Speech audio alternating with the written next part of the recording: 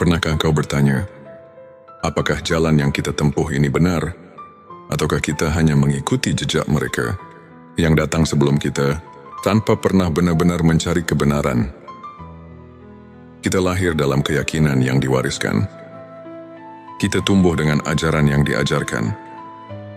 Tapi apakah kita pernah berhenti sejenak untuk bertanya, apakah ini benar-benar jalan menujunya? Dulu mereka berkata ini kebenaran. Tapi bagaimana jika mereka keliru? Apakah kita akan ikut tersesat hanya karena mengikuti mereka? Tanpa bertanya, apakah kita harus menanggung akibat dari kesalahan yang bahkan bukan milik kita? Ini bukan sekadar ayat. Ini adalah pertanyaan yang mengguncang hati. Sebuah renungan tentang hakikat keimanan dan tanggung jawab atas jiwa kita sendiri. Bismillahirrahmanirrahim. Assalamualaikum warahmatullahi wabarakatuh. Salam tilawah semesta. Hamdan wa syukran lillah. Allahumma sholli ala Sayyidina Muhammad. Sahabat tilawah yang dirahmati Allah.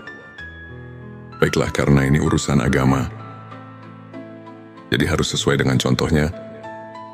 Siapa yang menjadi contoh di dalam agama Islam selain Rasulullah Shallallahu Alaihi Wasallam yang diutus oleh Allah untuk menyampaikan ajaran agama dan terus diberi contoh untuk menjalankannya?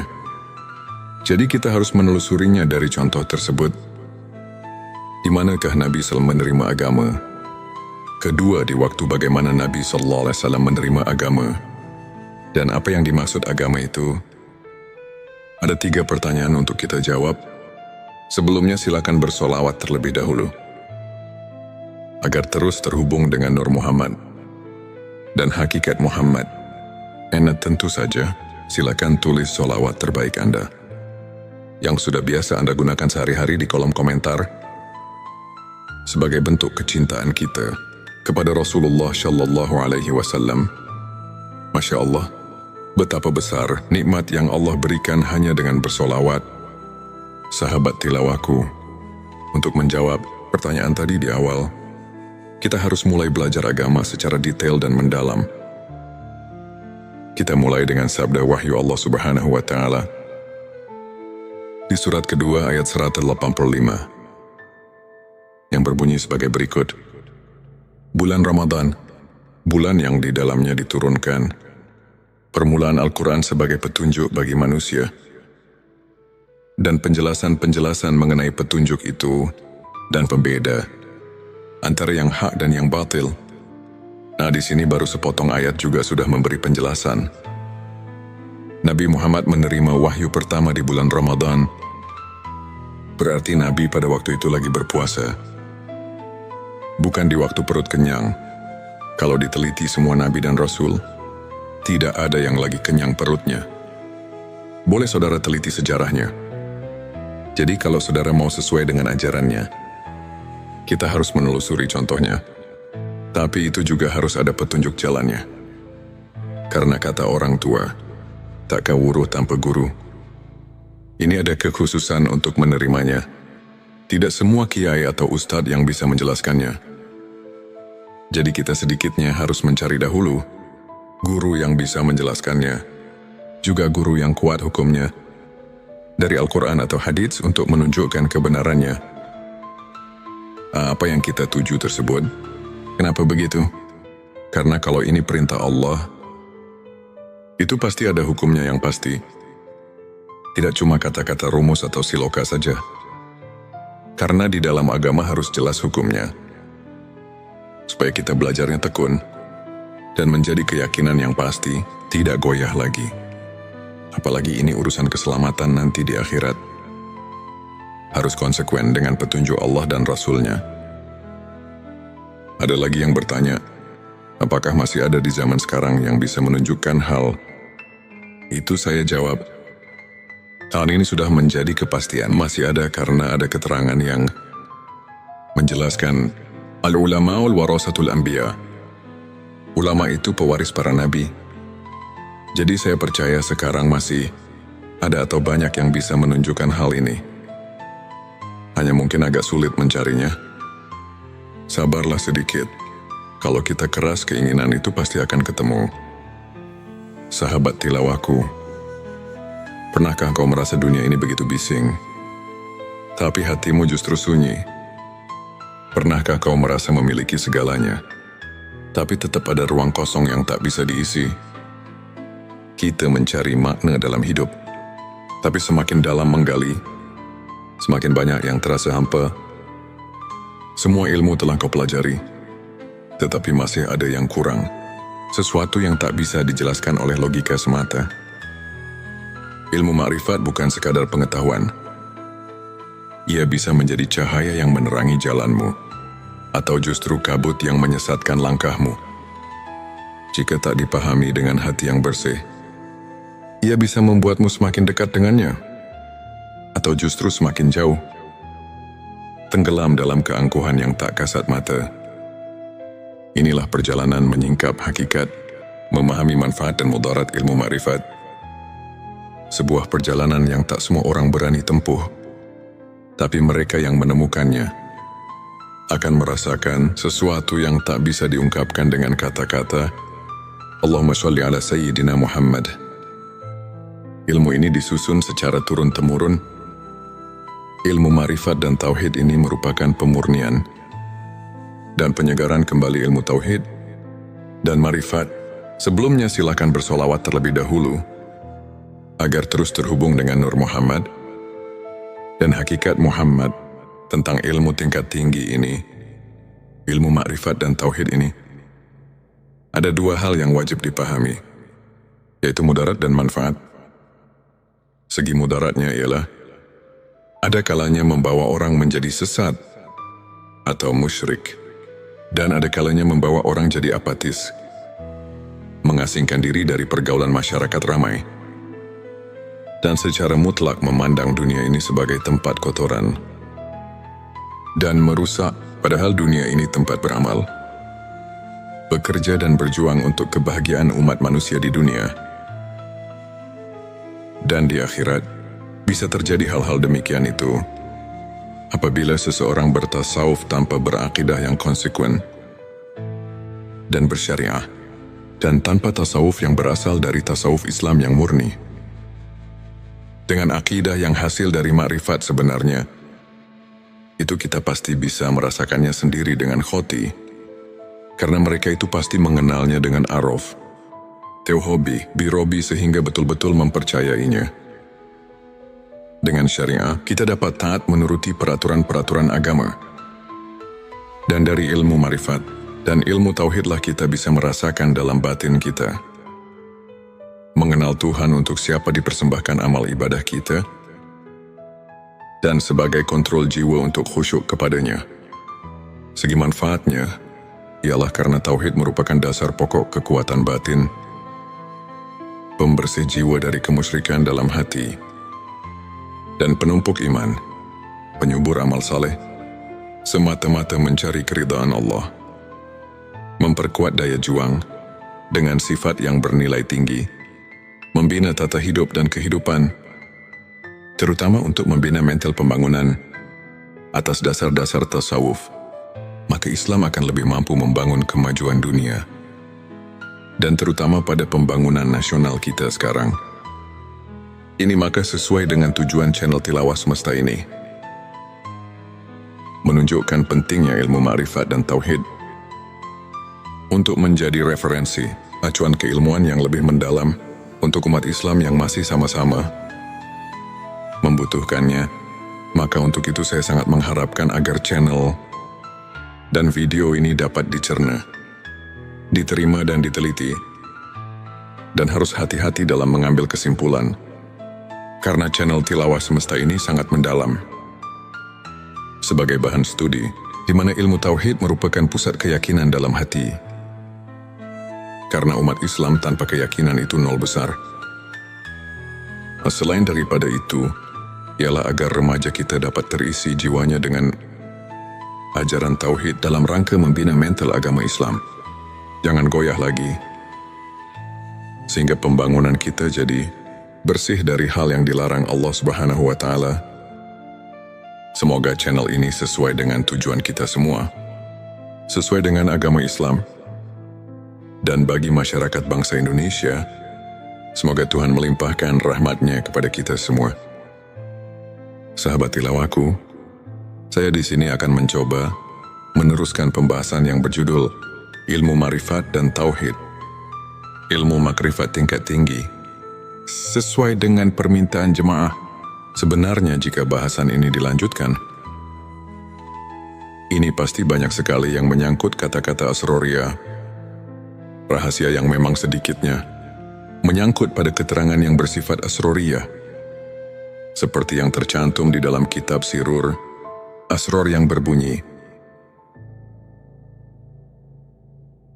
kufran, artinya sesungguhnya menjelaskan tentang rahasia ketuhanan, adalah hukumnya kufur. Juga ada lagi keterangan yang berbunyi, man arafalahu kala lisanuhu, artinya barang siapa yang telah mengenal Tuhannya, maka lipatkanlah lidahmu. Kitab Durun Nafis. Sahabat tilawahku, dengan dua keterangan ini kami merasa takut untuk kelanjutannya. Tapi setelah lama kami pikir, juga dalam hati merasa kasihan untuk generasi selanjutnya. Bagaimana kalau umat Islam untuk masa depan semakin jauh dengan yang sebenarnya? Seperti di zaman sekarang yang bisa kita lihat bersama, sudah jauh dengan aturan yang sebenarnya. Banyak orang yang sudah tidak hormat lagi kepada orang tua, sudah kurang adil dengan sesama manusia, nyawa orang sudah tidak ada harganya lagi, pembunuhan di mana-mana, yang intinya sudah tidak merasa takut sama Allah Subhanahu wa Ta'ala. Maka dengan ini, kami akan memberanikan diri di dalam channel Tilawah Semesta ini untuk siap melanjutkan pembahasan tentang ilmu makrifat tingkat tinggi, ilmu makrifat dan tauhid, karena kami merasa khawatir untuk masa yang akan datang kalau tidak ada peringatan dari ulama-ulama sekarang dengan cara membeberkan hukum-hukum Allah dan Rasul-Nya. Itu jelas untuk masa yang akan datang akan lebih parah lagi daripada sekarang. Dan karena Allah telah berfirman yang dicatat dalam Al-Quran surat ketiga ayat 79, yang artinya sebagai berikut, hendaklah kamu menjadi orang-orang Rabbani, karena kamu selalu mengajarkan Alkitab, dan disebabkan kamu tetap mempelajarinya, jangan lupa untuk menuliskan sholawat terbaik Anda yang sudah biasa Anda gunakan di kolom komentar, agar keberkahan semakin mengalir dalam hidup kita. Dan jangan lupa juga untuk like, share dan subscribe, agar semakin banyak orang yang mendapatkan manfaat dari video ini. Semoga Allah selalu merahmati kita semua. Amin ya Rabbal Alamin. Sekarang mari kita tanya diri kita masing-masing, apakah kita sekarang ingat pada Allah? Di sini kita harus bertanya kepada hati kita yang jujur. Jangan membohongi diri sendiri, karena di sini bukan ditanya ingat pada namanya, tapi di sini ditanya ingat pada Tuhannya, yang diberi nama Allah, yang diberi nama Tuhan. Kenapa pertanyaan seperti ini? Karena banyak sekali orang cuma ingat kepada namanya saja, bukan ingat kepada Allahnya, ingat kepada Tuhannya. Allahumma sholli ala Sayyidina Muhammad. Kami merasa khawatir untuk masa yang akan datang. Kami akan memberanikan diri di channel Tilawah Semesta ini untuk siap melanjutkan pembahasan tentang ilmu makrifat tingkat tinggi, ilmu makrifat dan tauhid, karena Allah telah berfirman yang dicatat dalam Al-Quran surat ketiga ayat 79, yang artinya sebagai berikut, hendaklah kamu menjadi orang-orang Rabbani, karena kamu selalu mengajarkan Alkitab, dan disebabkan kamu tetap mempelajarinya.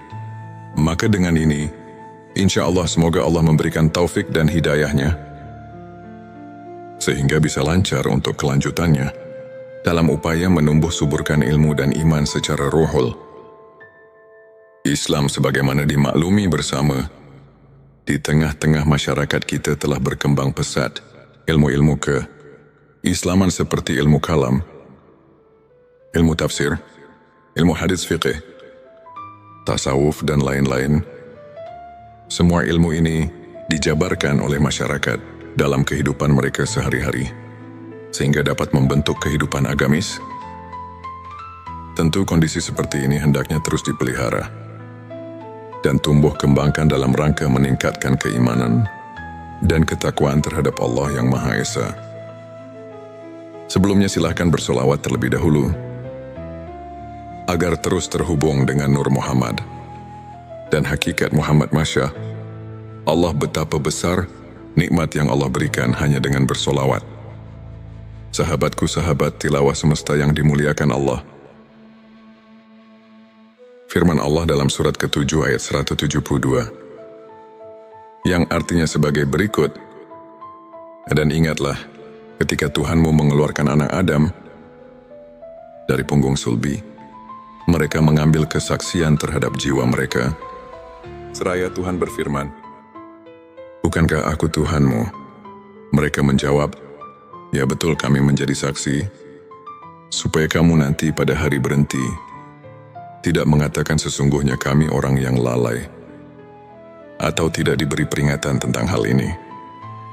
Di dalam ayat ini, kalau betul-betul dihayati dan ditafakuri secara jernih, tentu kita merasakan kejutan dengan ayat ini, karena ayat ini menggugah hati kita. Di dalam ayat ini Allah memberitahu pada segenap manusia yang ada di dunia ini, sebagaimana firman Allah barusan, manusia yang ada di dunia ini semuanya sudah dipersaksikan terlebih dahulu kepada Allah. Sebelum manusia lahir ke bumi ini, dipersaksikannya waktu di dalam rahim ibunya. Menurut keterangan dalam hadis Bukhari, di bab kejadian makhluk halaman 7-3 ayat 9, Rasulullah telah menerangkan, dipersaksikannya di alam arwah, di waktu kandungan umur 4 bulan di dalam kandungan sang ibu. Menurut firman Allah tadi, supaya di hari berhenti jangan lupa lagi pada Allah. Jadi menurut ayat ini, kita semua sebagai manusia jangan leha-leha atau jangan hidup terlena karena kita diamat-amati. Maka jangan lupa pada Allah sang pencipta alam semesta. Dengan hati yang jujur, jangan mendustai diri sendiri. Sebagaimana keterangan dari Imam Ghazali yang berbunyi, tanyalah hatimu, tanyalah dan tanyalah hatimu. Walau orang lain memberi fatwa, disinilah kita harus jeli untuk mentafakuri ayat-ayat yang berkaitan dengan perasaan yang ada di dalam hati kita. Ayat ini memberi perangsang pada kita masing-masing, supaya hati kita ini jangan ketiduran, sehingga kita terlena dengan apa yang ada di dunia ini. Lupa pada tugas hidup kita sebagai hamba Allah Subhanahu wa ta'ala, yang tidak boleh dilupakan, yaitu menjalankan perintah-perintah yang telah diperintahkan dalam Al-Quran dan hadisnya. Dalam ayat tadi di atas Allah telah memberi peringatan kepada kita semua. Kita jangan lupa kepada Allah Subhanahu wa ta'ala, Tuhan kita. Sekarang mari kita tanya diri kita masing-masing, apakah kita sekarang ingat pada Allah? Di sini kita harus bertanya kepada hati kita yang jujur. Jangan membohongi diri sendiri, karena di sini bukan ditanya ingat pada namanya Tuhan, tapi di sini ditanya ingat pada Tuhannya, yang diberi nama Allah, yang diberi nama Tuhan. Kenapa pertanyaan seperti ini? Karena banyak sekali orang cuma ingat kepada namanya saja. Bukan ingat kepada Allahnya, bukan ingat kepada Tuhannya. Untuk menjawab pertanyaan ini, pertama kita harus memakai pikiran yang mendalam. Kedua, harus vakum bidawahir. Ketiga, harus memakai hati yang jujur. Baru pertanyaan ini bisa dijawab dengan sempurna. Tapi kalau dijawab dengan hati bainaung, ini pasti akan menimbulkan fitnah di kalangan umat Islam. Na'udzubillah, jangan terjadi seperti ini. Ini cuma mengingatkan hati kita, khususnya umat Islam, jangan sampai keliru untuk menetapkan akidah kita kepada Allah Subhanahu Tuhan kita semua, karena Tuhan mengamat-amati. Jangan sampai lupa kepadanya. Di dalam surat ke-33 ayat 41 yang artinya sebagai berikut, Hai orang-orang yang beriman, ingatlah kepada Tuhanmu dengan sebanyak-banyaknya. Ingat kalau ayat ini dikaji dan ditafakuri secara mendalam, pasti kita akan terpanggil secara spontan. Terus kita mengusahakan supaya kita terus-menerus ingat kepada Tuhan. Bahkan ada lagi keterangan yang mengingatkan, ingatannya kepada Tuhan harus bikuli. Lam hati wa nafasim bi. Ada di kuli, maklumilah ingatnya kepada Tuhan harus sebing bilangan nafas. Dan kedipan mata. Ada lagi keterangan di dalam surat ke-7 ayat 205, yang artinya sebagai berikut, dan sebutlah nama Tuhanmu dalam hatimu, dengan menyatakan diri dan rasa takut, dan dengan tidak mengeraskan suara di waktu pagi dan petang, dan janganlah kamu termasuk orang-orang yang lalai. Sahabat tilawahku, Fathur di sini artinya, ingat-ingat itu pekerjaan hati. Sedangkan hati itu kalau kita rasakan bukan pekerjaan lisan, tapi pekerjaan hati bisa ingat kalau ada pemberian dari dua panca indera, ialah dari telinga dan mata. Kalau tidak ada pemberian dari dua panca indera, itu tidak akan ada di dalam hati. Cobalah kita rasakan, bisa ingat pada yang kamu belum ketahui. Itu tidak mungkin, tapi awas pendengaran. Legenan penglihatan di sini bukan pendengaran atau penglihatan soal basiroh, tapi pendengaran atau penglihatan ainal basiroh dan hakul basiroh.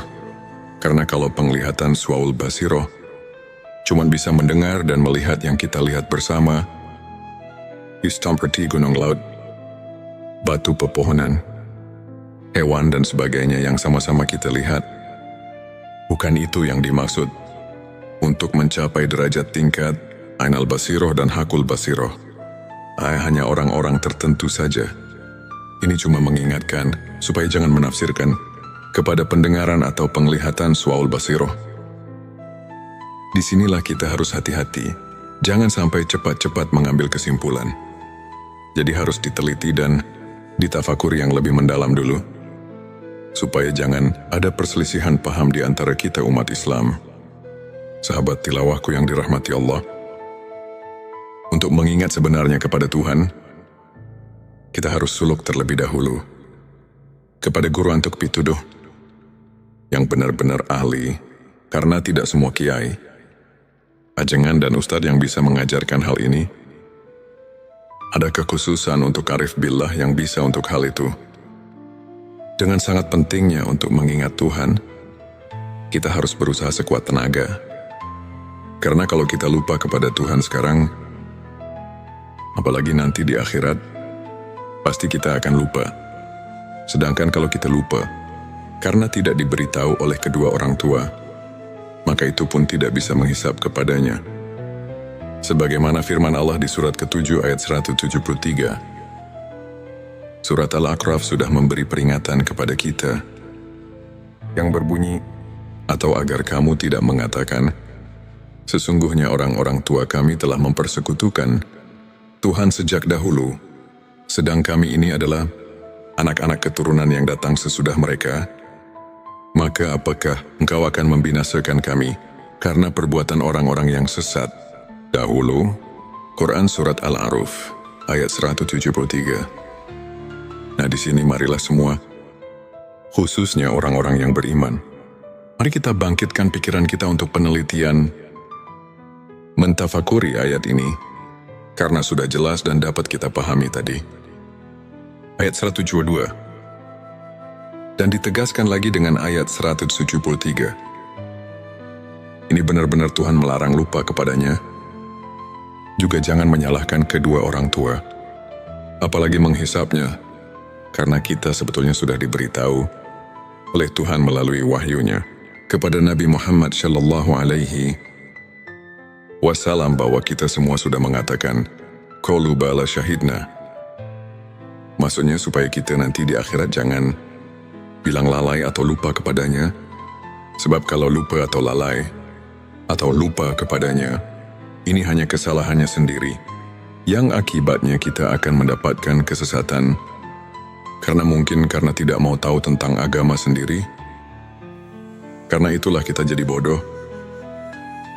Bodoh tentang persaksian kepadanya. Bodoh itu karena lupa. Lupa itu jadi kita bodoh. Sama yang telah dikatakan di dalam kitab Sirur Asror. Di situ dikatakan, penyebab tapi hati adalah karena lupa. Dengan lupa kita jadi bodoh. Bodoh dalam urusan ketuhanan. Setelah manusia berjanji di alam arwah, jangan lupa untuk menuliskan sholawat terbaik. Anda yang sudah biasa Anda gunakan di kolom komentar, agar keberkahan semakin mengalir dalam hidup kita. Dan jangan lupa juga untuk like, share, dan subscribe, agar semakin banyak orang yang mendapatkan manfaat dari video ini. Semoga Allah selalu merahmati kita semua. Amin ya Rabbal Alamin. Seberapa sering kita menyalahkan masa lalu, menyalahkan orang tua, menyalahkan mereka yang lebih dulu hidup sebelum kita.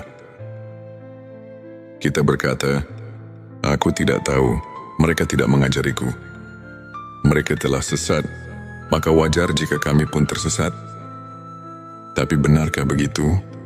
Kita lupa bahwa setiap hati punya tanggung jawabnya sendiri. Kita lupa bahwa iman bukan sekadar warisan, tapi pencarian. Jika kita masih berada dalam kebingungan, itu bukan salah mereka.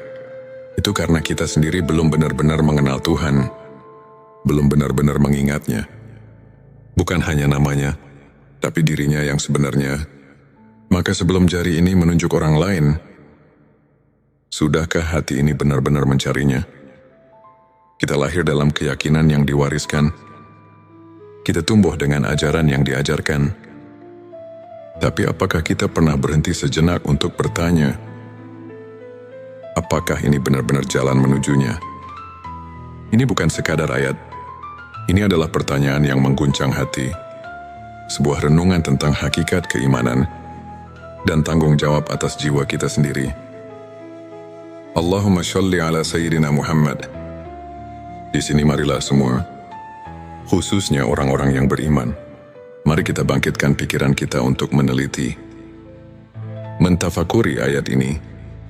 Firman Allah di surat ke-7, ayat 173 sudah memberi peringatan kepada kita, yang berbunyi, atau agar kamu tidak mengatakan, sesungguhnya orang-orang tua kami telah mempersekutukan Tuhan sejak dahulu, sedang kami ini adalah anak-anak keturunan yang datang sesudah mereka.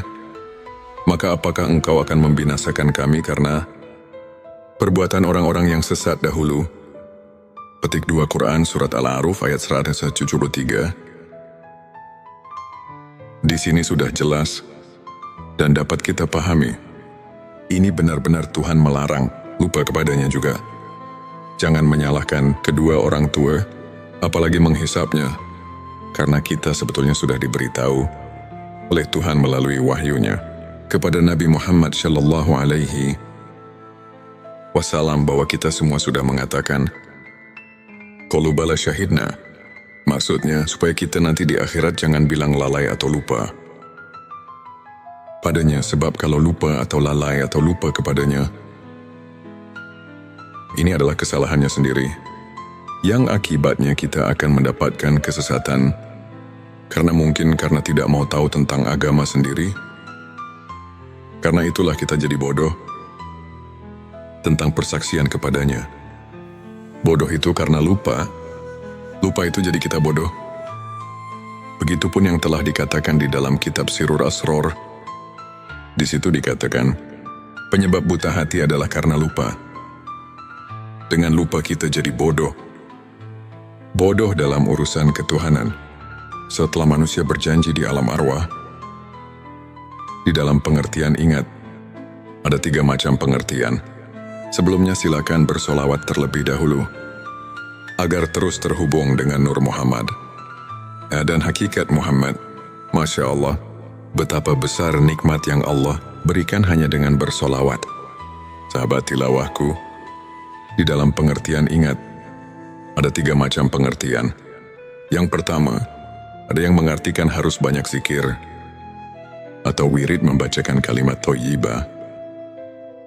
Contohnya seperti takbir tahmid, tahlil, dan sebagainya. Yang kedua, ada juga yang menafsirkan harus banyak ingat itu. Dengan memperaturkan hukum-hukumnya, seperti di dalam kehidupan sehari-hari, kita harus sesuai dengan aturan Tuhan.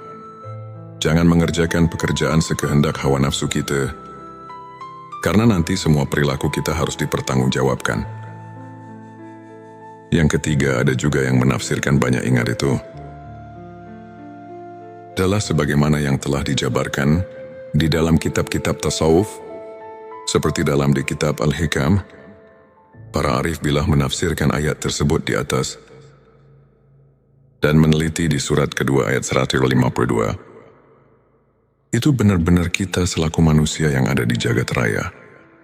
Ini dilarang keras lupa kepada Tuhan. Jadi kita di dalam menafsirkan ayat tersebut harus hati-hati, karena urusan ingat itu adalah urusan hati atau urusan kolbu.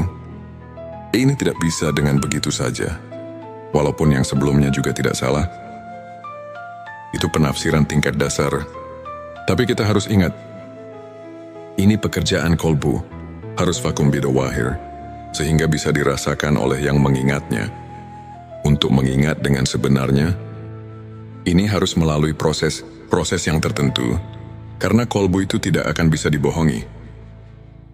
Kolbu bisa ingat cuma kepada yang sudah diketahui. Kolbu tidak akan ingat kepada yang belum diketahui. Coba saja kita sama rasakan, atau tanya hati kita masing-masing. Secara jujur, apakah bisa ingat kepada yang belum kita ketahui ini? Jawaban ada di dalam kolbu kita masing-masing. Untuk lebih jelasnya, ada keterangan di dalam kitab Sirur Asror di halaman 80. Di situ telah dijelaskan. Yang artinya, yang dikatakan zikir ruh, itu adalah menyaksikan sifat tajalinya. Di dalam keterangan ini ada kalimat zikir. Di sini mana zikir bukan nyebut atau yang dikatakan wirid. Tapi zikir di sini ialah mengetahui atau menyaksikan. Tapi untuk ingat itu, harus mengetahui dahulu kepada yang akan diingatnya. Apalagi ini urusan akidah. Akidah ketuhanan harus betul-betul positif kepada yang akan diingatnya. Sebagaimana yang kita maklumi bersama, kita setiap ibadah solat suka mengucapkan Abdulul zikri falam, anahu la ilaha illallah. Artinya cukup-cukupnya ingat itu adalah ketahuilah bahwa tidak ada lagi Tuhan kecuali Allah. Di dalam ayat ini, kita semua sudah maklum. Bahkan para arif bilah di dalam kitab tasawuf dan di kitab Al-Hikam, ayat ini betul-betul menunjukkan keharusan marifat kepada Tuhan. Maksudnya supaya kita ingatnya kepada Tuhan. Benar-benar vakum bidawahyu, terasa benarnya dengan kolbunya sendiri. Karena man lem yazuk lem yadri. Siapa yang tidak merasakan, barang tentu tidak akan mengetahuinya. Kita harus jujur, jangan membohongi diri sendiri. Sesuai dengan firman Allah di dalam surat ketiga ayat 70. Yang artinya, hai orang-orang yang beriman, bertakwalah kamu kepada Allah dan mengucapkan kata yang benar. Di dalam ayat ini, kita kayaknya disuruh banyak menyadarkan diri, supaya jangan sembarangan di dalam mengingat Tuhan, atau jangan asal-asalan. Sahabatku, ada dalil yang mengatakan, yang artinya, barang siapa yang mengerjakan hari sekarang, sama saja dengan hari kemarin. Itu orang termasuk golongan yang merugi. Artinya kita jangan lari di tempat, karena itu tidak akan maju-maju. Tapi seharusnya, sebagaimana yang telah dikatakan oleh Sayyidina Ali, yang artinya, dan barang siapa mengerjakan hari, ini lebih baik dari hari kemarin. Itu tandanya orang yang mendapat keuntungan. Sahabat tilawah yang dimuliakan Allah. Ada pertanyaan dari jemaah. Pak, maaf saya mau bertanya, boleh enggak? Kami jawab boleh saja, karena kita harus benar-benar mengerti dan bisa merasakannya sendiri. Apa yang ditanyakan? Katanya, setelah kita menyimak keterangan dari awal sampai akhir, Kaya manusia berikut saya harus mengenal Tuhan, itu harus diawali dari dunia ini. Nah, di sini saya mau nanya, apakah mungkin saya, manusia biasa, bisa mengenal Tuhan di dunia ini? Saya jawab, maaf, saya tidak akan menjawab langsung kepadamu, tapi Allah lah yang akan menjawab pertanyaanmu. Sebagaimana firman Allah dalam surat kelima, Al-Maidah ayat 35. Yang artinya, hai orang-orang yang beriman, bertakwalah kepada Allah dan carilah jalan yang mendekatkan diri kepadanya, dan berjihadlah di jalannya, agar kamu mendapat keberuntungan. Dari ayat ini sudah jelas bahwa Tuhan menunjukkan kepada seluruh manusia yang ada di dunia ini, terutama kepada orang yang mengaku iman kepada Tuhan, bahwa kita selaku manusia yang sudah mengaku iman, harus sekeras mungkin untuk mencapai wasilah atau jalan untuk taqarrub, mendekatkan diri kepadanya.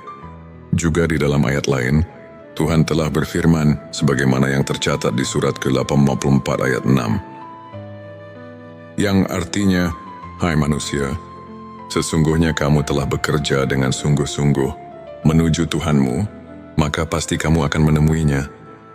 Sahabat tilawahku yang dirahmati Allah, maaf sekali lagi saya mau tanyakan, kan manusia semua nanti setelah mati pasti berjumpa dengannya, karena semua akan pulang kepadanya. Ini bagaimana? Karena setiap pulang pasti berjumpa. Itu benar kalau dipikir dengan logika. Tapi kita harus mencari bukti kebenarannya dari ayat atau hadits yang khoti, supaya bisa dipertanggungjawabkan. Karena ini urusan akidah yang harus benar-benar nasyun, andalilin, sesuai dengan dalil-dalilnya dari Allah dan Rasulnya. Tapi kami menemukan salah satu hadits Syahihul Bukhari. Di situ ada keterangan yang berbunyi, hadits ini diriwayatkan oleh Anas bin Malik. Anas bin Malik mendengar perkataan Mu'ad bin Jabal. Mu'ad bin Jabal mendengar langsung dari Rasulullah Shallallahu Alaihi Wasallam. Rasulullah bersabda, barang siapa yang berjumpa dengan Tuhannya dengan tidak adanya keadaan musyrik kepadanya, maka dia akan masuk surga. Dari hadits tersebut, kalau kita kaji dan tafakuri, pasti kita dapat mengambil kesimpulan kalau kita semua nanti di akhirat bisa bertemu dengan Tuhan. Itu jelas semuanya akan masuk surga. Jadi kalau semuanya akan masuk surga, untuk apa kita di dunia ini berbuat baik? Dan kenapa Tuhan menyuruh berbuat baik di dunia ini? Nah, di sini kita harus berpikir lebih jauh. Mari kita jelaskan supaya kita dapat mengerti. Memang semuanya manusia, bukan satu persatu lagi. Tapi semuanya hanya roh manusia. Tidak semuanya bertemu dengan Tuhannya. Orang yang bertemu dengan Tuhannya hanya orang-orang yang tertentu saja. Yang dimaksud orang tertentu, itu ialah orang-orang yang sudah mengenal Tuhan di dunianya. Firman Allah dalam surat ke-17, ayat 72, Tuhan telah memberitahu sebagaimana artinya. Dan barang siapa yang buta hatinya di dunia ini, niscaya di akhirat nanti, ia akan lebih buta pula dan lebih tersesat dari jalan. Yang benar buta di sini barang tentu kepada Tuhan. Dan umpama diartikan buta kepada ilmu, itu tidak mungkin, karena di akhirat bukan tempatnya cari ilmu atau berilmu. Di kitab Usuluddin juga sudah diterangkan, yang artinya, barang siapa yang buta di dunianya kepada Tuhan, maka bagaimana nanti di akhiratnya? Nah, di sini sudah jelas dan kita pasti bisa mengerti. Jadi inilah yang kita harus takuti, atau yang dikatakan haus sahabatku. Yang penting harus ada keinginan dahulu, dari hati yang tulus. Karena ini bukan pekerjaan yang mudah. Ini memerlukan tarekat-tarekat tertentu yang harus dijalankan. Kalau keinginannya masih lemah, barang tentu tidak akan berhasil. Sebab ini memerlukan tabu nafsu memeras. keringat suglul kolbi, semangat dorongan hati, dan sidatul hisab, kuat perhitungan.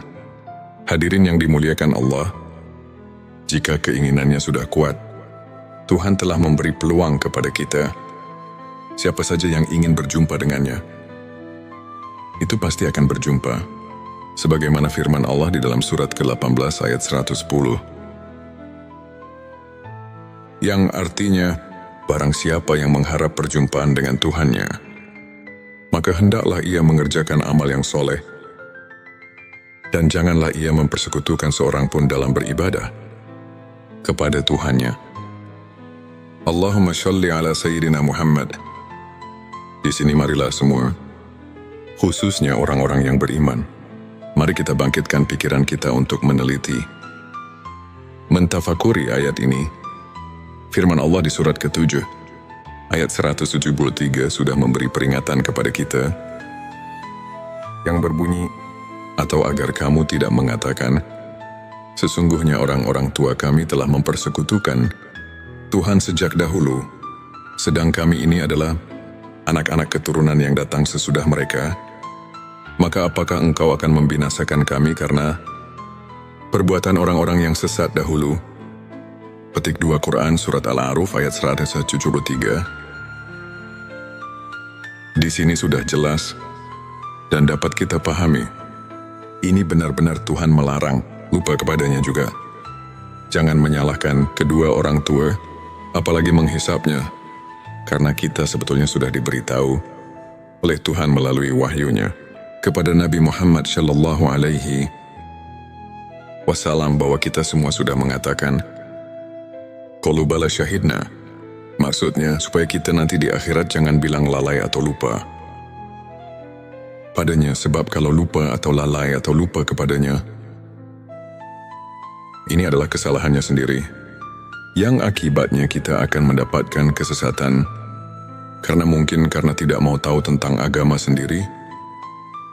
Karena itulah kita jadi bodoh tentang persaksian kepadanya. Bodoh itu karena lupa itu jadi kita bodoh. Begitupun yang telah dikatakan di dalam kitab Sirur Asror. Di situ dikatakan, penyebab buta hati adalah karena lupa. Dengan lupa kita jadi bodoh. Bodoh dalam urusan ketuhanan. Setelah manusia berjanji di alam arwah, di dalam pengertian ingat, ada 3 macam pengertian. Sebelumnya silakan bersolawat terlebih dahulu, agar terus terhubung dengan Nur Muhammad dan hakikat Muhammad. Masya Allah, betapa besar nikmat yang Allah berikan hanya dengan bersolawat. Sahabat tilawahku, di dalam pengertian ingat, ada 3 macam pengertian.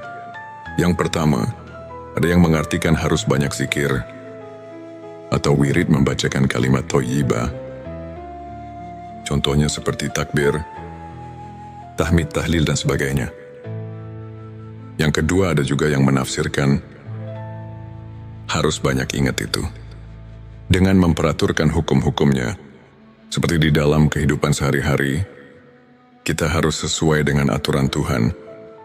Jangan mengerjakan pekerjaan sekehendak hawa nafsu kita, karena nanti semua perilaku kita harus dipertanggungjawabkan. Yang ketiga, ada juga yang menafsirkan banyak ingat itu adalah sebagaimana yang telah dijabarkan di dalam kitab-kitab tasawuf, seperti dalam di kitab Al-Hikam. Para arif bilah menafsirkan ayat tersebut di atas dan meneliti di surat kedua ayat 152. Itu benar-benar kita selaku manusia yang ada di jagat raya. Ini dilarang keras lupa kepada Tuhan.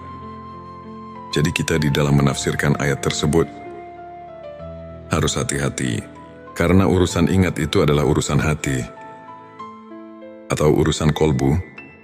Ini tidak bisa dengan begitu saja, walaupun yang sebelumnya juga tidak salah. Itu penafsiran tingkat dasar. Tapi kita harus ingat, ini pekerjaan kolbu, harus vakum bidawahir, sehingga bisa dirasakan oleh yang mengingatnya. Untuk mengingat dengan sebenarnya, ini harus melalui proses yang tertentu, karena kolbu itu tidak akan bisa dibohongi. kolbu bisa ingat cuma kepada yang sudah diketahui. Kolbu tidak akan ingat kepada yang belum diketahui. Coba saja kita sama rasakan, atau tanya hati kita masing-masing. Secara jujur, apakah bisa ingat kepada yang belum kita ketahui ini? Jawaban ada di dalam kolbu kita masing-masing. Untuk lebih jelasnya, ada keterangan di dalam kitab Sirur Asror di halaman 80. Di situ telah dijelaskan. Yang artinya, yang dikatakan zikir ruh, itu adalah menyaksikan sifat tajalinya. Di dalam keterangan ini ada kalimat zikir. Di sini mana zikir bukan nyebut atau yang dikatakan wirid. Tapi zikir di sini ialah mengetahui atau menyaksikan. Tapi untuk ingat itu, harus mengetahui dahulu kepada yang akan diingatnya. Apalagi ini urusan akidah. Akidah ketuhanan harus betul-betul positif kepada yang akan diingatnya. Sebagaimana yang kita maklumi bersama, kita setiap ibadah solat suka mengucapkan Abdulul zikri falam, anahu la ilaha illallah. Artinya cukup-cukupnya ingat itu adalah ketahuilah bahwa tidak ada lagi Tuhan kecuali Allah. Di dalam ayat ini, kita semua sudah maklum. Bahkan para arif bilah di dalam kitab tasawuf dan di kitab Al-Hikam, ayat ini betul-betul menunjukkan keharusan marifat kepada Tuhan. Maksudnya supaya kita ingatnya kepada Tuhan. Benar-benar vakum bidawahyu, terasa benarnya dengan kolbunya sendiri. Karena man lem yazuk lem yadri. Siapa yang tidak merasakan, barang tentu tidak akan mengetahuinya. Kita harus jujur, jangan membohongi diri sendiri. Sesuai dengan firman Allah di dalam surat ke-33 ayat 70. Yang artinya, hai orang-orang yang beriman, bertakwalah kamu kepada Allah dan mengucapkan kata yang benar. Di dalam ayat ini, kita kayaknya disuruh banyak menyadarkan diri, supaya jangan sembarangan di dalam mengingat Tuhan, atau jangan asal-asalan. Sahabatku, ada dalil yang mengatakan, yang artinya, barang siapa yang mengerjakan hari sekarang, sama saja dengan hari kemarin, itu orang termasuk golongan yang merugi. Artinya kita jangan lari di tempat, karena itu tidak akan maju-maju. Tapi seharusnya, sebagaimana yang telah dikatakan oleh Sayyidina Ali, yang artinya, dan barang siapa mengerjakan hari, ini lebih baik dari hari kemarin. Itu tandanya orang yang mendapat keuntungan. Sahabat tilawah yang dimuliakan Allah. Ada pertanyaan dari jemaah. Pak, maaf saya mau bertanya, boleh enggak? Kami jawab boleh saja. Karena kita harus benar-benar mengerti dan bisa merasakannya sendiri. Apa yang ditanyakan? Katanya, setelah kita menyimak keterangan dari awal sampai akhir, nih kaya-kaya manusia berikut saya, harus mengenal Tuhan itu harus diawali dari dunia ini. Nah, di sini saya mau nanya, apakah mungkin saya, manusia biasa, bisa mengenal Tuhan di dunia ini? Saya jawab, maaf, saya tidak akan menjawab langsung kepadamu, tapi Allah lah yang akan menjawab pertanyaanmu. Sebagaimana firman Allah dalam surat ke-5, Al-Maidah ayat 35. Yang artinya, hai orang-orang yang beriman, bertakwalah kepada Allah dan carilah jalan yang mendekatkan diri kepadanya, dan berjihadlah di jalannya, agar kamu mendapat keberuntungan. Dari ayat ini sudah jelas bahwa Tuhan menunjukkan kepada seluruh manusia yang ada di dunia ini, terutama kepada orang yang mengaku iman kepada Tuhan, bahwa kita selaku manusia yang sudah mengaku iman, harus sekeras mungkin untuk mencapai wasilah, atau jalan untuk taqarrub, mendekatkan diri kepadanya.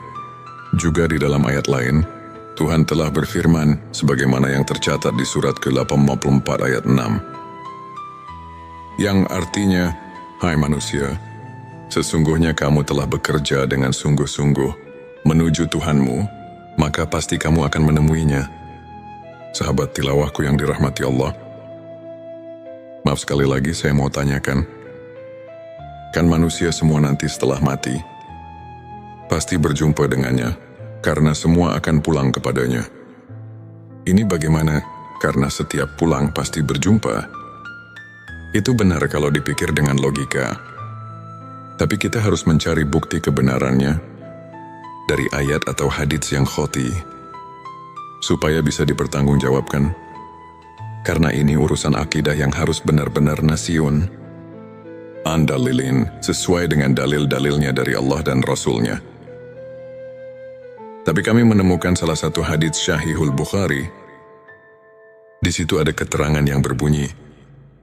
Hadits ini diriwayatkan oleh Anas bin Malik. Anas bin Malik mendengar perkataan Mu'ad bin Jabal. Mu'ad bin Jabal mendengar langsung dari Rasulullah Shallallahu Alaihi Wasallam. Rasulullah bersabda, barang siapa yang berjumpa dengan Tuhannya dengan tidak adanya keadaan musyrik kepadanya, maka dia akan masuk surga. Dari hadits tersebut, kalau kita kaji dan tafakuri, pasti kita dapat mengambil kesimpulan kalau kita semua nanti di akhirat bisa bertemu dengan Tuhan. Itu jelas semuanya akan masuk surga. Jadi kalau semuanya akan masuk surga, untuk apa kita di dunia ini berbuat baik? Dan kenapa Tuhan menyuruh berbuat baik di dunia ini?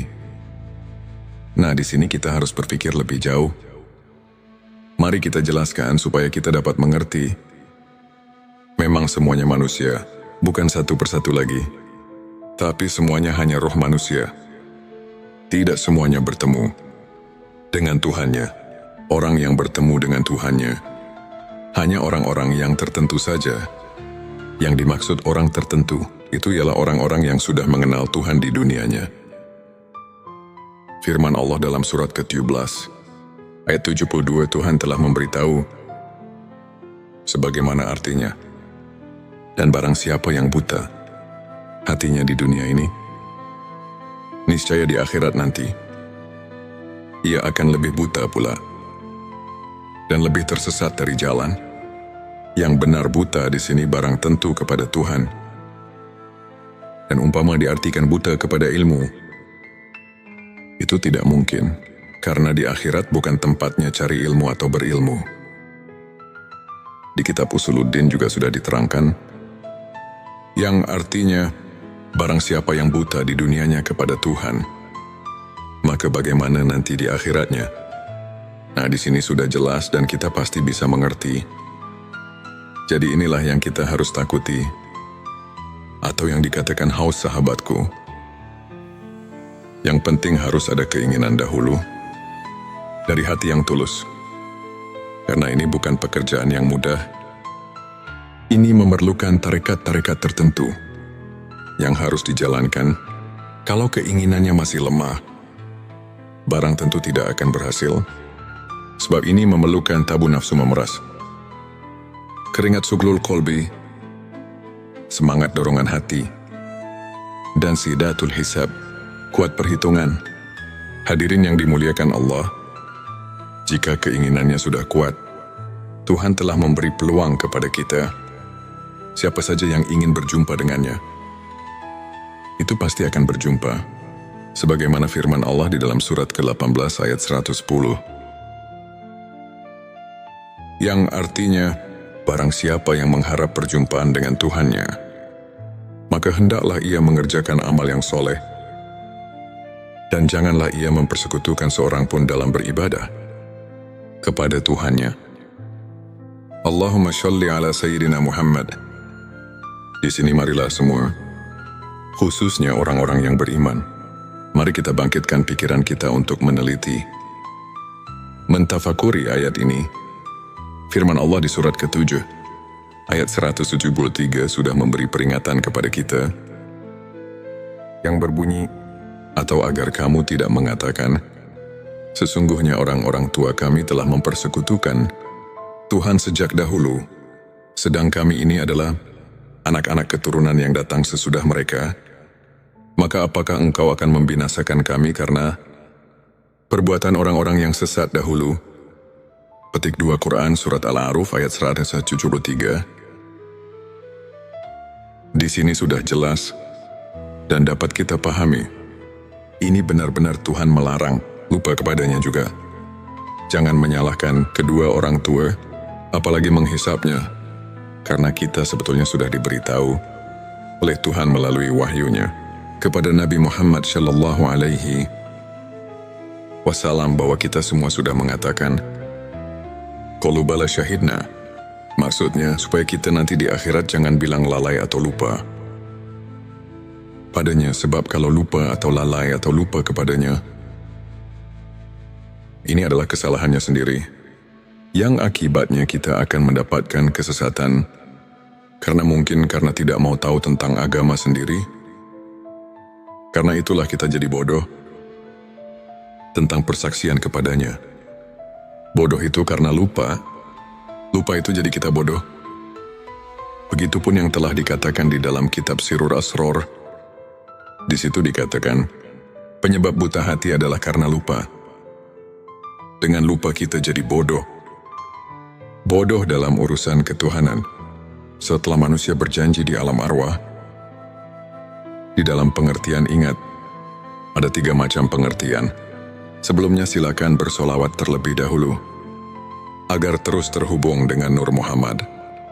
Dan hakikat Muhammad, Masya Allah, betapa besar nikmat yang Allah berikan hanya dengan bersolawat.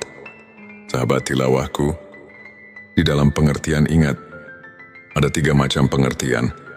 Yang pertama, ada yang mengartikan harus banyak zikir, atau wirid membacakan kalimat thayyibah.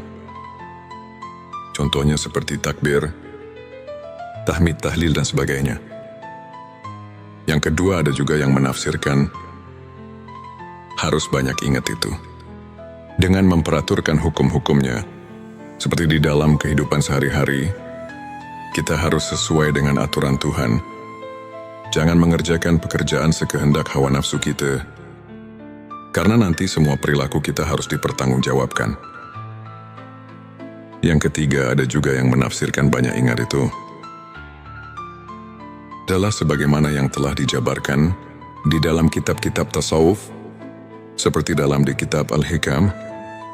Para arif billah menafsirkan ayat tersebut di atas dan meneliti di surat kedua ayat 152. Itu benar-benar kita selaku manusia yang ada di jagat raya. Ini dilarang keras lupa kepada Tuhan. Jadi kita di dalam menafsirkan ayat tersebut harus hati-hati. Karena urusan ingat itu adalah urusan hati atau urusan kolbu. Ini tidak bisa dengan begitu saja. Walaupun yang sebelumnya juga tidak salah. Itu penafsiran tingkat dasar. Tapi kita harus ingat, ini pekerjaan kolbu, harus vakum bidawahir, sehingga bisa dirasakan oleh yang mengingatnya. Untuk mengingat dengan sebenarnya, ini harus melalui proses yang tertentu. Karena kolbu itu tidak akan bisa dibohongi. Kolbu bisa ingat cuma kepada yang sudah diketahui. Kolbu tidak akan ingat kepada yang belum diketahui. Coba saja kita sama rasakan, atau tanya hati kita masing-masing. Secara jujur, apakah bisa ingat kepada yang belum kita ketahui ini? Jawaban ada di dalam kolbu kita masing-masing. Untuk lebih jelasnya, ada keterangan di dalam kitab Sirur Asror di halaman 80, di situ telah dijelaskan. Yang artinya, yang dikatakan zikir ruh, itu adalah menyaksikan sifat tajalinya. Di dalam keterangan ini ada kalimat zikir. Di sini mana zikir bukan nyebut atau yang dikatakan wirid. Tapi zikir di sini ialah mengetahui atau menyaksikan. Tapi untuk ingat itu, harus mengetahui dahulu kepada yang akan diingatnya. Apalagi ini urusan akidah. Akidah ketuhanan harus betul-betul positif kepada yang akan diingatnya. Sebagaimana yang kita maklumi bersama, kita setiap ibadah solat suka mengucapkan Abdulul zikri falam anahu la ilaha illallah. Artinya cukup-cukupnya ingat itu adalah ketahuilah bahwa tidak ada lagi Tuhan kecuali Allah. Di dalam ayat ini, kita semua sudah maklum. Bahkan para arif billah di dalam kitab tasawuf dan di kitab Al-Hikam Ayat ini betul-betul menunjukkan keharusan marifat kepada Tuhan, maksudnya supaya kita ingatnya kepada Tuhan. Benar-benar vakum bidawahyu, terasa benarnya dengan kolbunya sendiri. Karena man lem yazuk lem yadri. Siapa yang tidak merasakan, barang tentu tidak akan mengetahuinya. Kita harus jujur, jangan membohongi diri sendiri.